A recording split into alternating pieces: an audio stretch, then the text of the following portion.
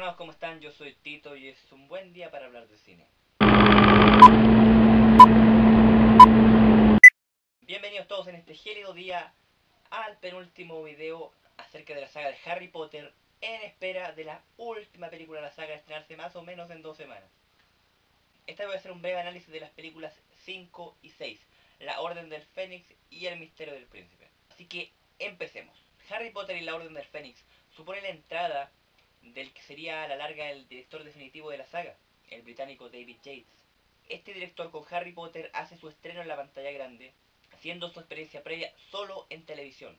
Esta vez el director trata de crear un ambiente mucho más tétrico, mucho más oscuro y mucho más claustrofóbico que en las anteriores películas, dándole un sello propio y bastante particular a la saga, optando por un desarrollo más bien psicológico de los personajes, tratando de crear un thriller de toques psicológicos y toques políticos, resaltando algunas líneas de la novela de J.K. Rowling y dejando de lado otras. En su quinto año en Hogwarts, Harry se ve poseído por una serie de sueños y de visiones desagradables relacionadas con el regreso de Lord Voldemort, al tiempo que el Ministerio de la Magia intenta inmiscuirse en Hogwarts de la mano de una profesora bastante desagradable llamada Dolores Umbridge para controlar a los alumnos, temiendo un posible alzamiento de estos en contra del ministerio. En respuesta a esto, Harry entrena a un grupo de alumnos en técnicas de defensa, preparándose a un eventual enfrentamiento contra el Señor Tenebroso. Nos encontramos aquí ante la adaptación más libre de la novela de J.K. Rowling hecha hasta el momento. Siendo que el libro es el más extenso de toda la saga, la película paradójicamente es la más corta de la saga fílmica, empirándose apenas por sobre las 2 horas. Tal como dije antes, David Yates intenta explorar dos áreas.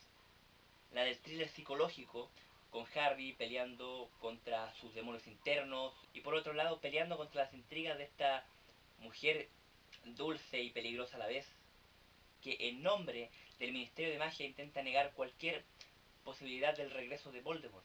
Es así como esta película circula en estos dos sentidos, tratando de darle más profundidad a los personajes y tratando de desarrollar una historia un poco más profunda. Pero lamentablemente la poca experiencia de David Yates en la pantalla grande lo hace cometer errores garrafales. Un ejemplo de este es la poca continuidad que tiene entre escenas. La mayoría de la película, la mayoría del metraje, se basa en una serie de secuencias superpuestas una sobre la otra, sin un hilo conductor claro. Es por eso que la película, para las personas que no son lectoras de los libros, puede resultar bastante pesada y bastante confusa, porque hay muchos cabos que se dejan sueltos, muchas cosas que no se explican y que en pos de esta especie de exploración psicológica del personaje de Harry se dejan de lado. Al casting habitual de actores encabezados por Daniel Radcliffe, Emma Watson y Rupert Grint se suman en el área juvenil la pequeña Eva Lynch en el papel de Luna Lovegood, un papel que a pesar de la poca experiencia de esta chica en la pantalla grande logra desarrollar con bastante tino, convirtiéndose en uno de los grandes aciertos de la película. Por otro lado, en el casting adulto destaca la aparición de Imelda Staunton como Dolores Umbridge. La actriz británica logró darle la dirección exacta que necesitaba el personaje, con esa mezcla de falsa dulzura y de peligrosidad absoluta en cada una de sus palabras, logrando un personaje muy desagradable para el espectador, lo que habla de un muy buen trabajo de parte de esta actriz. La banda sonora esta vez está a cargo de Nicholas Hooper, en reemplazo de Patrick Doyle, que se hizo cargo de las partituras de El Cáliz de Fuego. Nicholas Hooper, habitual colaborador de David Yates en sus películas, se encarga de crear una banda sonora más bien austera, donde los temas sin tanta instrumentalización se convierten en un elemento más de la narración. Es una banda sonora bien lograda, pero de ningún modo destacable. En resumidas cuentas, Harry Potter y la Orden del Fénix es una película extraña, porque por un lado es una película que presenta varios fallos en cuanto a la realización, al montaje, a la narración que intenta imponerle David Yates, pero por otro lado es un interesante ejercicio cinematográfico. Puede que como adaptación de la novela de J.K. Rowling deje mucho que desear, pero como película independiente, si es que obviamos ciertas fallas narrativas y ciertas cosas que se dejan en el aire, puede resultar bastante interesante. Por el esfuerzo y por ser la primera película de David Yates en la pantalla grande, yo le doy un 5. Harry Potter y el misterio del príncipe, que en realidad debería llamarse Harry Potter y el príncipe mestizo, porque ese es el nombre de la novela original y de la película original. Pero por cosas de la distribuidora se terminó llamando El misterio del príncipe. Este filme es una película que utiliza el contrapunto de forma bastante interesante. Por un lado está la oscuridad relacionada con Lord Voldemort y con la amenaza latente de los mortífagos. Y por otro lado está esa ternura de los amores juveniles y las relaciones adolescentes. David Yates en esta entrega quiso jugar con el claro oscuro, logrando la que es, al menos para mí, en términos estrictamente cinematográficos, una de las mejores películas de la saga.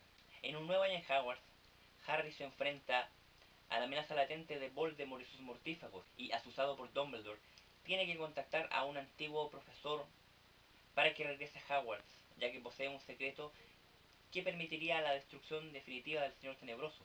Por otro lado, Harry y sus amigos se ven sumergidos en el tema de las hormonas y se ven presos de lo que son los amores juveniles y los enredos propios de la edad. Tal como dije, esta película juega con los claros oscuros. Por un lado el romance y por el otro lado la intriga y el misterio de manos de Voldemort y sus mortífagos y de la misión impuesta por Draco Malfoy.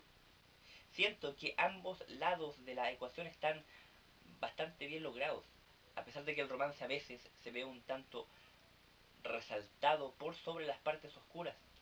Pero siento que es más una cosa de percepción, porque en términos estrictamente cinematográficos, los temas románticos y los temas relacionados con Voldemort tienen más o menos el mismo tiempo en pantalla. De todos modos, al menos esta vez, David Yates logra despegarse un poco de esa estética tipo videoclip que había presentado en la película anterior para hacer un montaje bastante interesante. Hay secuencias que son bastante bien logradas y las transiciones de una escena a otra están muy bien hechas. En cuanto al casting, la única adición destacable es la de Jim Broadbent en el papel de Horace Slughorn, el nuevo profesor de pociones. Un personaje con el que Harry establece una relación bastante particular y bastante cercana.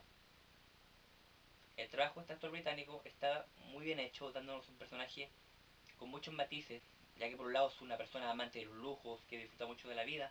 Por otro lado se nos muestra como una persona atormentada por errores del pasado. Y esto el actor británico lo hace muy bien. La banda sonora vuelve a estar a cargo de Nicholas Cooper, quien hace un trabajo bastante parecido a la versión anterior.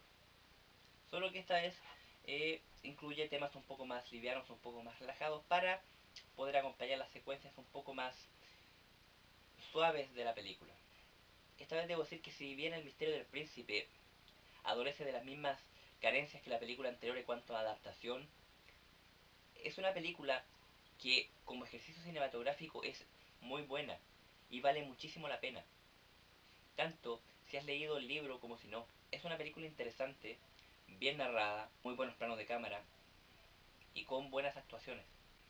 Yo considero que esta, junto con El prisionero de Azkaban y Las Reliquias de la Muerte, parte 1, de la que hablaré la próxima semana, es una de las mejores películas de la saga. Por esa razón, yo a esta película le pongo un 6,3. Bueno, trastornadísimos, eso sería todo por el día de hoy. Lamento haberme demorado con este video, pero tuve un montón de problemas que no vale la pena enumerar. De todos modos, aquí estoy tarde, pero cumplí. En el próximo video, el último de esta saga casualmente de videos sobre Harry Potter, voy a hablar de la última película estrenada, que es Harry Potter y las Reliquias de la Muerte parte 1. Como siempre, suscríbanse, pulgares arriba o abajo, pero sobre todo comenten qué piensan de estas películas y de la saga de Harry Potter en general. Cuídense muchísimo, trastornados, que estén muy pero muy bien. Traten de no pasar tanto frío y recuerden que el buen cine se ve en el cine.